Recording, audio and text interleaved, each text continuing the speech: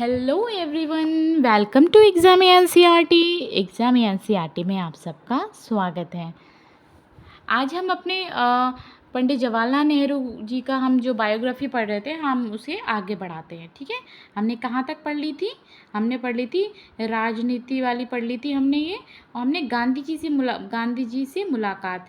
आज हम इस पर पढ़ते हैं। ठीक है, गांधी जी से मुलाकात हुई थी तो क्या क्या घटनाएं हुई थी वो हम पढ़ते हैं। ठीक है, 1916 के लखनऊ अधिवेशन में सर्वप्रथम महात्मा गांधी के संपर्क में आए। ठीक है, 1916 में गांधी उनसे 20 साल बड़े थे। दोनों में से किसी ने भी आरंभ में एक दूसरे को बहुत प्रभावित नहीं किया।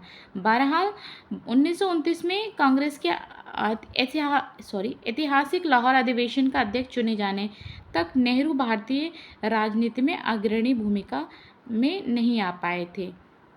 ठीक है, इस अधिवेशन में भारत के राजनीतिक लक्ष्य के रूप में संपूर्ण स्वराज की घोषणा की गई थी। उससे पहले मुख्य लक्ष्य औपनिवेशिक स्थिति की मांग था।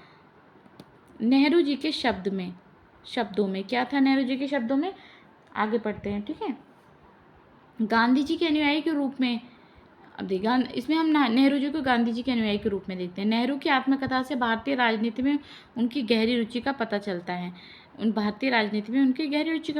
महात्मा जी की उनकी आत्मकथा से उन्हीं दिनों अपने पिता के लिखे हुए पत्रों से भारत की स्वतंत्रता में उन दोनों की समान रुचि दिखाई देती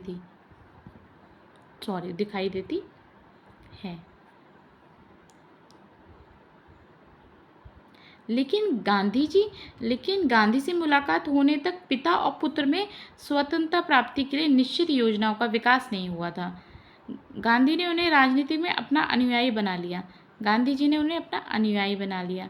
अपना फॉलोअर्स टाइप बना लिया था ना गांधी जी ने इनको, जवाहरलाल नेहरू जी को। गांधी द्वारा कर्म पर बल दिए जाने के गुण से वह दोनों प्रभावित हुए। गांधी द्वारा कर्म पर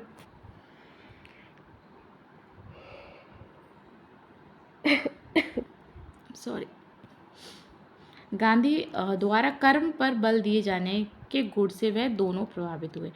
महात्मा गांधी का तर्क था कि गलती की सिर्फ निंदा ही नहीं बल्कि प्रतिरोध भी किया जाना चाहिए। इससे पहले नेहरू और उनके पिता समकालीन भारतीय राजनीति का तिरस्कार करते थे।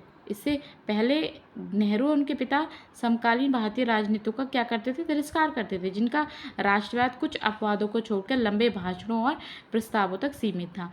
गांधी द्वारा ग्रेट ब्रिटेन के खिलाफ बना भय या घृणा के लड़ने पर जोर देने से जवाहरलाल नेहरू बहुत प्रभावित हुए। ठीक है, जवाहरलाल नेहरू गांधी जी से प्रभावित हुए क्योंकि गांधी जी ने ब्रिटेन के खिलाफ बिना भय या घृणा के लड़ने पर लड़ रहे थे, तो जवाहरलाल नेहरू जी से बहुत प्रभावित हुए। ठीक है,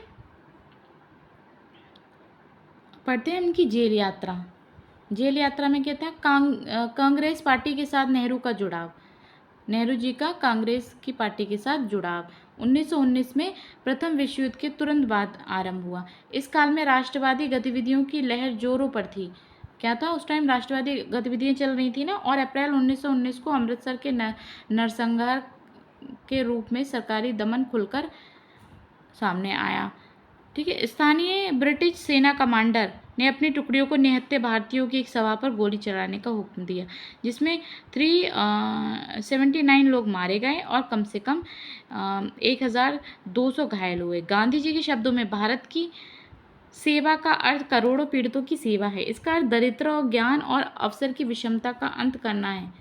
हमारी पीढ़ी के सबसे बड़े आदमी की आकांक्षा रही कि प्रत्येक आँख के प्रत्येक आंसू को पोंछ दिया जाए। ऐसा करना हमारी शक्ति से बाहर हो सकता है, लेकिन जब तक आंसू हैं और पीड़ा है तब तक हमारा काम पूरा नहीं होगा।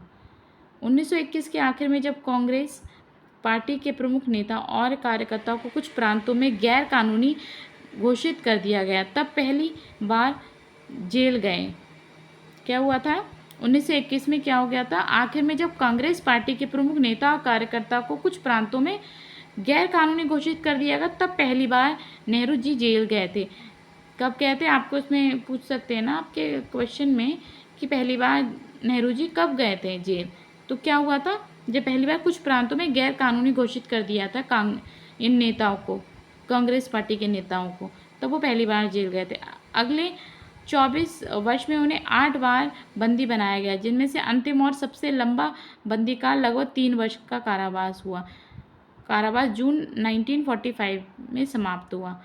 नेहरू ने कुल मिलाकर 9 वर्ष से ज़्यादा समय जेलों में बिताया। नेहरू जी ने कुल मिलाकर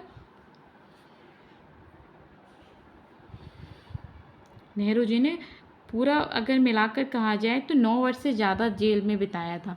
अपने स्वभाव के अनुरूप ही उन्होंने अपनी जेल यात्राओं को असामान्य राजनीतिक गतिविधियों वाले जीवन के अंतराल के रूप में वर्णित किया।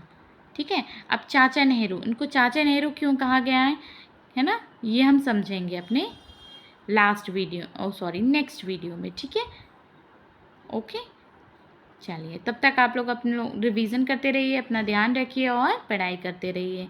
और अगर आपको कुछ पसंद आ रहा है तो आप चैनल को सब्सक्राइब करिए और शेयर कीजिए।